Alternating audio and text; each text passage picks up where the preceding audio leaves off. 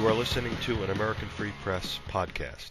Joining me on the line is James P. Tucker, Jr., editor emeritus of American Free Press newspaper and the author of Jim Tucker's Bilderberg Diary. Jim, thanks for joining us today. It's always a pleasure. Jim, there was an article in American Free Press last week. Will Bilderberg meet in England? American Free Press reporters still hunting for 2013 meeting site of secretive globalist group. And the article starts, it's looking more and more like this year the annual Bilderberg meeting will be within 20 to 40 miles of London, June 9 to 11. Of course, last year it was over at the Westfields Marriott. And prior to you suspecting that Bilderberg was going to be in London, you had some indications that they were going to be in the Westfields Marriott. What happened to put you back on their trail that they're going to be in London? How did that unfold? Well, chasing Bilderberg is always a big adventure. Yes, we did think Westfields Marriott because the precise dates that Bilderberg was going to meet, they were all booked up. And I tried to make these reservations 2 or 3 months ago. I mean, imagine in January, you ask for a one-room reservation for June the 8th, and they're meeting June 7, 8, 9 near London, and they're all booked up.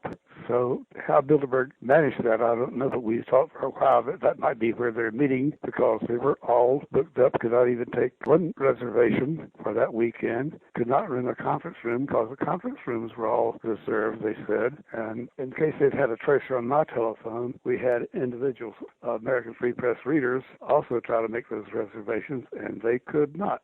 So Bilderberg went to a great deal of expense to rent out that whole place for the weekend just to deter us. So it's a lot of fun that we've uncovered in London, actually 18 miles out of London. There's absolute confirmation of that now. We're 100% sure, not just partially sure, because a long-time Bilderberg participant who's been helpful to us all these years gave final confirmation that it is at the Grove something Hotel, 18 miles from London, which is very typical. They've met there once before at least, and I don't have the year right in front of me, but something like 1960-something. They've met there before, and so they're meeting there again. They've done this before, wait 20 or 30 years until everybody from the original hotel is dead or retired and come back to use the same facility again. So it's going to be a lot of fun. I won't be there now. I won't be flying airplanes anymore, but Mark Anderson will be there. He's been going to Bilderberg meetings with me for the last 4 or 5 years for that very purpose. We knew that there'd have to be a change in the guard in the fullness of time, and so he's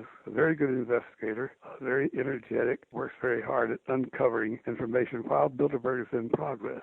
In fact, 4 years ago, we had a lot of fun. Am I gassing off too long, or do you have a question you want to insert? Jim, no. The listeners would want to hear what you're going to say. So 4 years ago, you had a little fun? Yeah, while we were out at the Bilderberg meeting in Chantilly, as you know, that's an easy drive from Washington International Airport, which is about 40 miles from Washington. It's easy to cover because people from Europe can always have an appointment at the White House or important meetings, economic groups in Washington. You always find a reason to go to Washington to cover your posterior.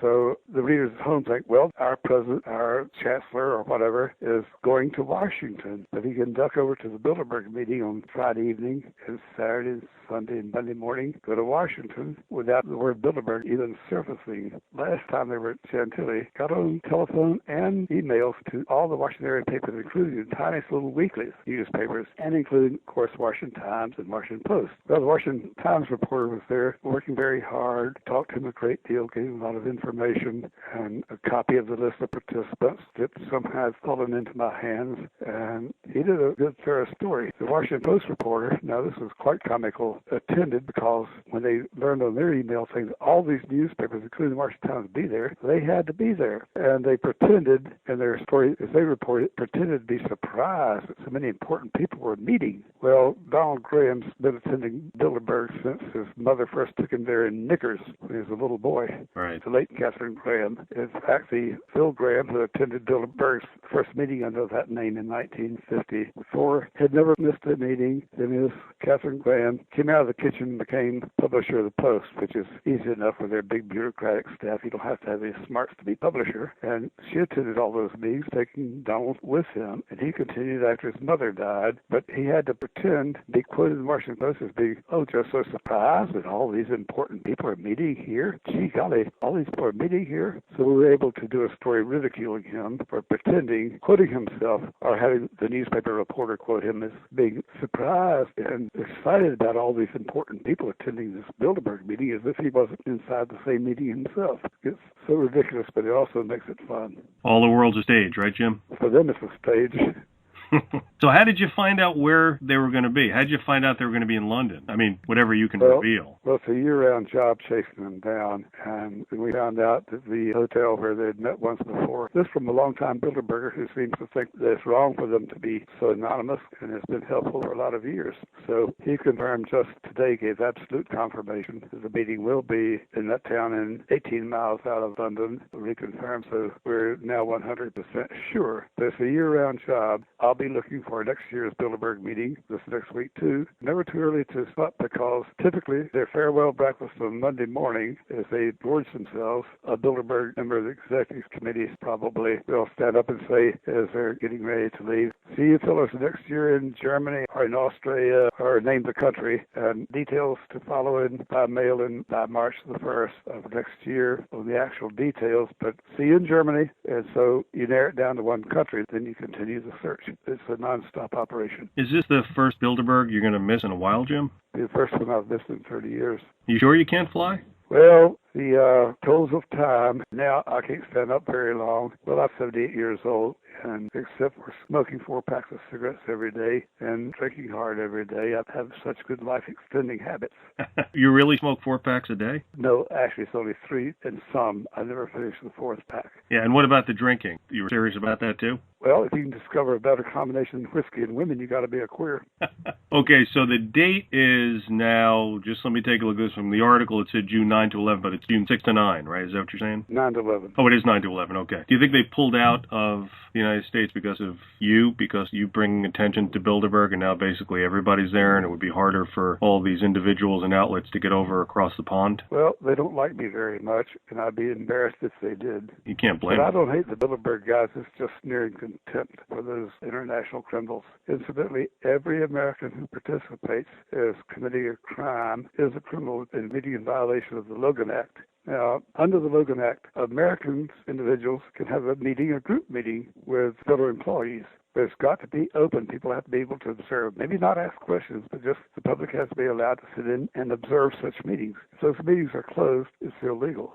So a lot of apologists say, well, the Logan Act was passed in 1798, one of the first acts of the first Congress. Well, to those who think that laws die of old age, I'd explain that laws do not die of old age unless they've been sunsetted, like they started doing in recent years, adding a date that they expire unless renewed by Congress. Mm-hmm. And secondly, for those who think that laws can die of old age, I'd point out that the Logan Act has been expanded many times, improved and expanded over the centuries, including the 20th century. So its laws are die of old age are revived by amendments and being passed again by the Congress. So any way they spin it, the congressmen, the Washington bureaucrats, even the private citizens of the United States who attend those meetings are committing a crime. They are criminals. On top of being the criminal acts that Bilderberg always performs, good works are done in sunshine. Evil is done under cover of darkness. That's why they meet at night.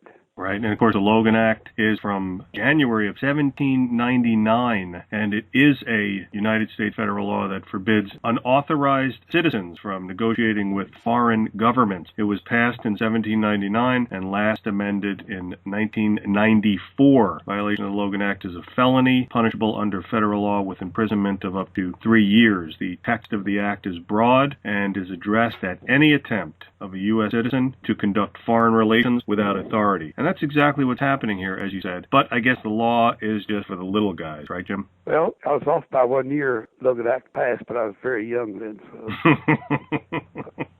Jim, I appreciate the time you took out to explain all this to listeners, and thank you for being on Bilderberg's rear end. Because well, it's a lot of fun. Yeah, and that's why you're the Bilderberg. Talking to you. Thank you, Jim. And I just want to, before we hang up, I just want to again let the listeners know about your book, which is, of course, I mentioned it before, Jim Tucker's Bilderberg Diary. And in there you can read about Jim's exploits all around the world, chasing Bilderberg, hunting them down. And of course, when Jim wrote this book, Bilderberg was not quite the household name as it is today. So you can pick up Jim Tucker's Bilderberg Diary by going going to AmericanFreePress.net, click on the store button, and it's prominently placed there. Just do a search for Jim Tucker or Jim Tucker's Bilderberg Diary. Jim Tucker, the Bilderberg Hound, thanks again so much for the time you spent explaining all this to listeners, and looking forward to talking to you soon, Jim.